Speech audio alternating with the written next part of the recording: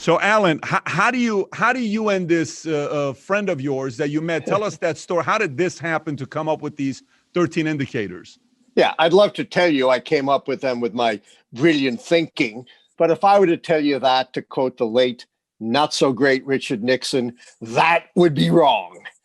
In 1981, I was a distinguished visiting scholar at the California Institute of Technology in Pasadena. Okay. And there I met the Russian, Vladimir Keilis-Borok, the world's leading authority on earthquake prediction, the head of the Institute of Pattern Recognition and Earthquake Prediction in Moscow. And he suggested we collaborate.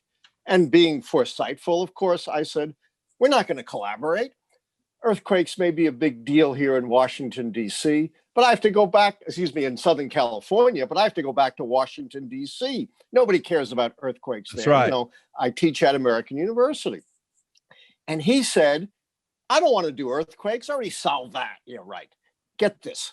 He said in 1963, under President John F. Kennedy, he was part of the Soviet scientific delegation that negotiated the most important treaty in the history of the world, by far, the Nuclear Test Ban Treaty that stopped us from poisoning the atmosphere, the oceans, and the earth. And he said, I fell in love with politics, and I always wanted to use the methods of earthquake prediction to predict elections. But he said, look, I live in the Soviet Union.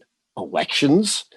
Forget it. It's supreme leader or off with your head. But you know all about elections. So we became the odd couple of political research. And I can tell you what happened after that if you want to know. I want to know about it. Tell me. Okay. So our key insight was to reconceptualize presidential elections in earthquake geophysical terms. Remember, this is 1981.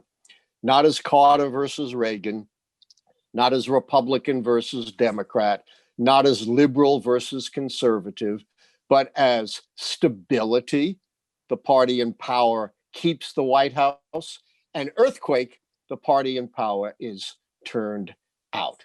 So the second big insight was we were going to base our model on the idea that American presidential elections are essentially votes up or down on the strength and performance of the party holding the White House. Should we give them 4 more years? And so based on those two ideas, we looked at every American presidential election from 1860, the horse and buggy days of politics, when Abraham Lincoln was elected, to 1980, the modern era, when Ronald Reagan was elected. And using the methods of pattern recognition to see what patterns are associated with stability and earthquake, we came up with our 13 key indicators, the 13 keys to the White House, and our simple decision rule. If 6 or more of the keys go against the party holding the White House, they are predicted losers. Any 6, it's a nonlinear system.